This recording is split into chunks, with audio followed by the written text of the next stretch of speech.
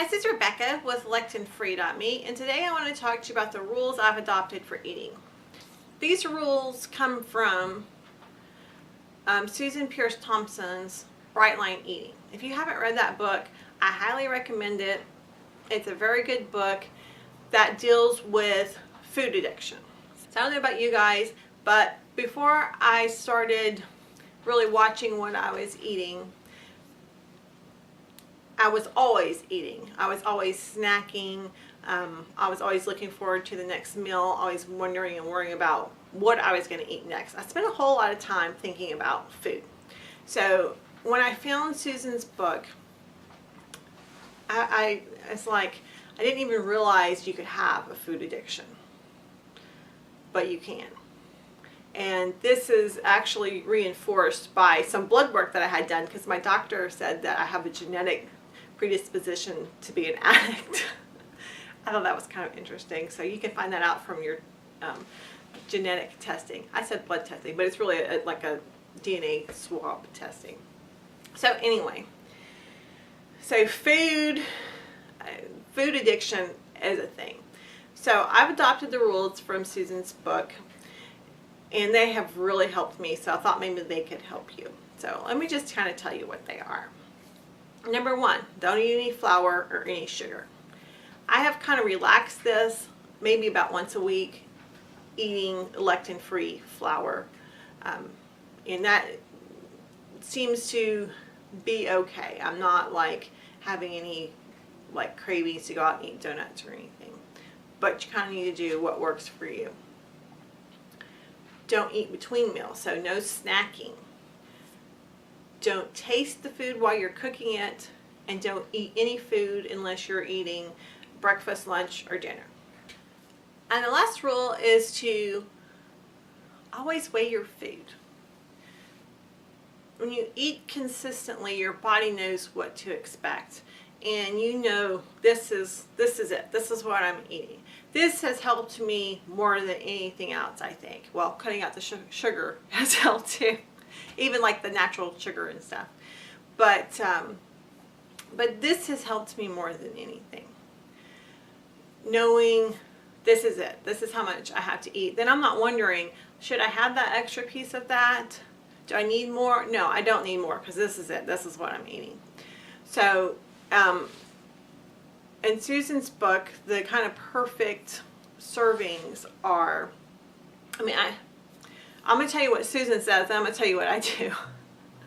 So in Susan's book, the perfect servings are 4 ounces of protein per meal for a female and 6 ounces for a male. Now, Dr. Gundry of the Plant Paradox says 2 to 3 ounces of protein for everyone.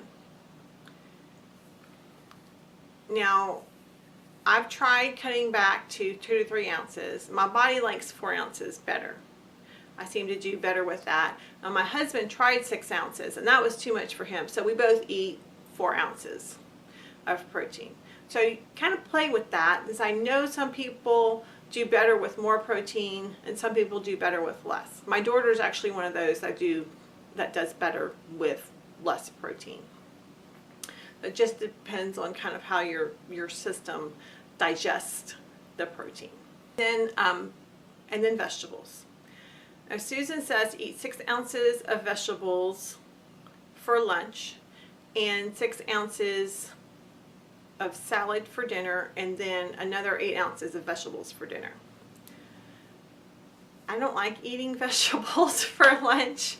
I'd rather eat my vegetables at dinner. So I actually eat 6 ounces of salad for lunch, and then I eat 10 to 14 ounces of vegetables for dinner, depending on whether or not I'm eating a little bit of starch. If I'm going to eat some starch as part of my vegetables, like a sweet potato or something like that, I should say like a sweet potato, then I will have 10 ounces of green veggies and then 4 ounces of my starch. And then fruit. Dr. Gundry is a little more anti-fruit than Susan Pierce Thompson. But I've found as long as I stick to the lower sugar fruit, that I'm good, and having a little bit of fruit at the end of my meal just really kind of helps with the sweet. Helps with wanting something sweet because you get it. So I eat 6 ounces of fruit, and that's usually a mixture of bananas, berries, papaya. It kind of depends on what we have, but mostly berries. I'll have maybe just a little piece, a couple of ounces of banana, and then 4 ounces of strawberries and blueberries. And then for lunch, she suggests another 6 ounces of fruit. And I found that I actually do better with less fruit at lunch. I'm okay with the 6 ounces at breakfast, but I usually have 2 or 3 ounces, like one small apple is usually what I have, or a pear at lunch. That seems to work fine for me. And then she has you eat 4 ounces of starch at breakfast.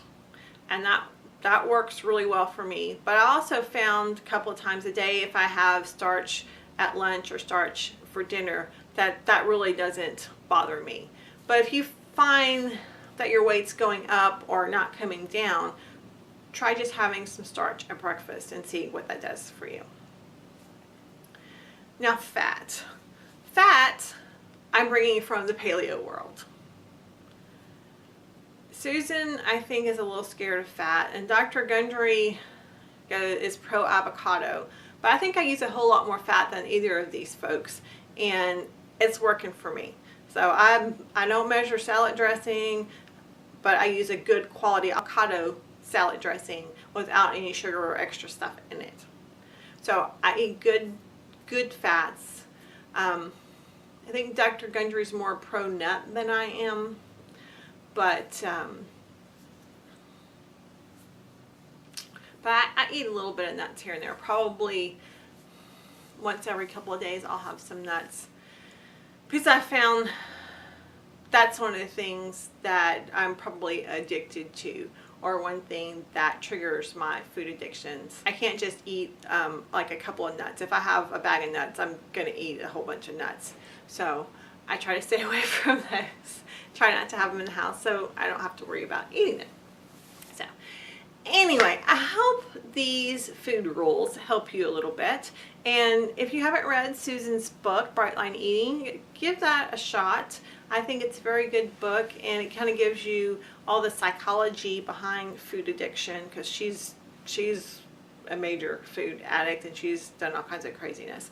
It's an interesting read. She also has some YouTube videos that you might like to watch, so I can link those down below if you guys are interested. Her food addiction psychology, I think, would help a lot of people. I think while the food rules are good, I think there's also other things that are going on with the actual food that we're eating, which is why I'm eating lectin free. I hope this has helped you. If it has, give it a thumbs up. And if you're not subscribed, hit that subscribe button. As always, I appreciate you watching my videos, and good luck on your lectin-free journey.